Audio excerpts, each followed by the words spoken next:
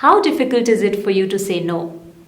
I want you to think about a situation in your life wherein you were asked for a favor and you wanted to say no. Was it easy? Or was it so hard that you wanted to say no, but you ended up saying yes, and then you hated yourself for that? Well, if that's your situation, then let's understand how we can say no more politely and professionally to people. Before we jump on to understanding how to say no, I want you to ask yourself, why is it that you want to say no? And I hope in the process of saying no, you're not depriving yourself of an opportunity to grow, an opportunity to learn new things, make new friends, connect with new people. Well, if that's not the situation and you're 100% sure that there is nothing in it for you to learn and you just want to go ahead and say no, then let's understand how we can do that.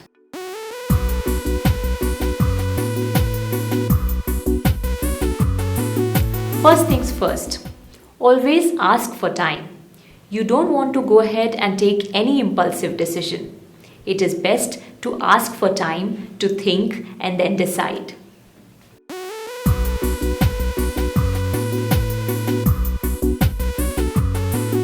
Now, once you've decided to say no, it is best to start with an apology.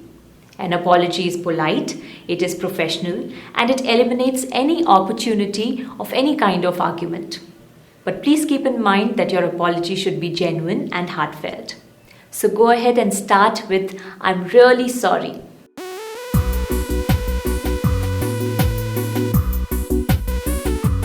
Now comes the part when you're going to give your reason for saying no. You have two choices over here. You can either be honest and upfront, or you can go ahead and give an excuse. Well, if you ask me, it is best to be honest and upfront. But the thing is, being honest requires a lot of confidence and a whole lot of practice. See, the thing is that you just don't want to be honest about your reason and get done with it. You also have to keep in mind that you have to communicate it in such a way that you don't end up hurting the other person. That requires practice. So always strive towards being as honest as possible with an intention of not hurting anyone. See, here is the thing. In life, you will come across a lot of situations wherein you'll have two choices. You can either give in and surrender and think this way, that this is how things are going to be. Let me just get done with it. Or you can stand up for yourself. You can decide for yourself what is it that is going to make you happy. It's important to understand that your loyalty lies first to yourself and then to anybody else.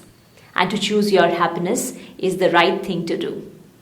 Have you ever observed the flight safety demo which is done before takeoff?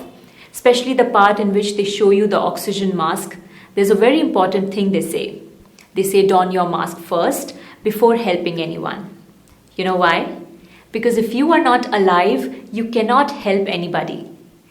If you are not happy, you cannot make anybody happy. So go ahead and choose your happiness. I'm going to quickly summarize it for you. First things first, ask for time. Don't take an impulsive decision. Next, once you've decided to say no, always start with an apology. An apology which comes out of your heart.